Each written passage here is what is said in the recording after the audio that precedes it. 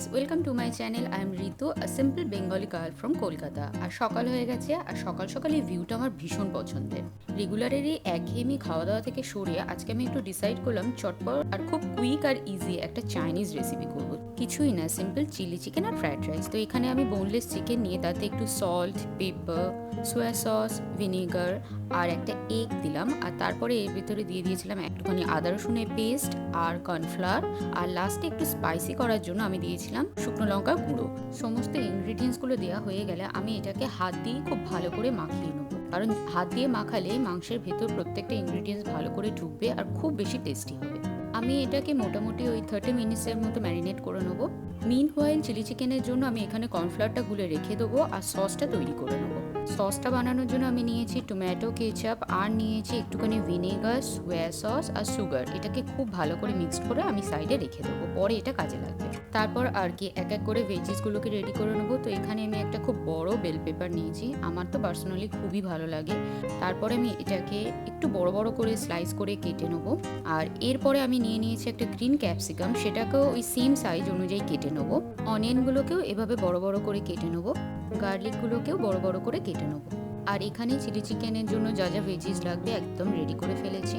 এরপর আমি করব এখানে রাইসটাকে বসিয়ে দেবো, ফ্রাইড রাইসের রাইসটা। তো আমি এখানে দেরাদুন রাইস ইউজ করেছি, এটাকে খুব ভালো করে ওয়াশ করে তারপরে এটাকে আমি বসিয়ে দেবো। আর ওই সেম রাইসের মধ্যে আমি একটুখানি নুন আর অয়েলও অ্যাড করে দেবো যাতে এটা খুব টেস্টি হয়।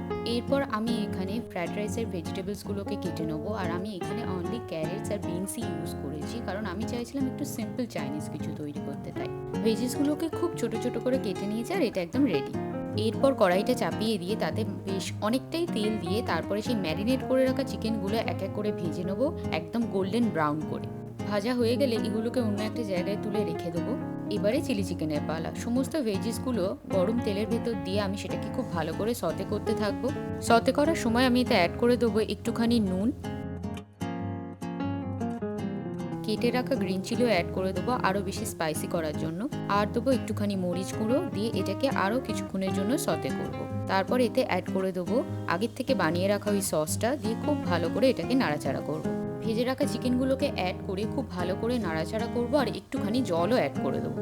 তারপর আগে থেকে বানিয়ে রাখা ওই কর্নফ্লাওয়ারের মিক্সচারটা দিয়ে দেবো যাতে এই গ্রেভিটা আরও বেশি থিক হয়ে যায়। অন্য একটা কড়াই আমি এবারে ফ্রাইড রাইসটা রেডি করে নেবো। প্রথমে একটু তেল দিয়ে দেবো, তেলটা খুব ভালোভাবে গরম হয়ে গেলে তার ভেতরে কেটে রাখা সমস্ত ভেজিসগুলো দিয়ে ফ্রাই করতে থাকবো।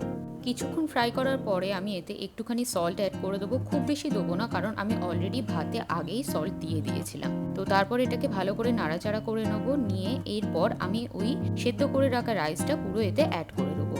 রাইসটা অ্যাড করার পর এটাকে খুব ভালো করে ফ্রাই করতে হবে। আর এই রাইসটার টেস্টটা আরও বাড়ানোর জন্য আমি পরে একটুখানি সোয়া সসও দিয়েছিলাম, দিয়ে এটাকে আরও ভালোভাবে ফ্রাই করে নিয়েছিলাম। অ্যান্ড ফাইনালি রাইসটাও রেডি হয়ে গেছে আর খুব টেস্টি দেখতে হয়েছিল। আর এই হলো আজকের আমার final outcome, veg fried rice with spicy chilli chicken. আমার তো পার্সোনালি খুবই ফেভারিট। তোমরাও জানিও তোমাদের আজকে ভিডিওটা কেমন লাগলো। সো আজকের জন্য এইটুকুনি, দেখা হবে আমার নেক্সট ভিডিওতে। If you guys like my video, please do like, share and subscribe to my channel, and thanks for watching.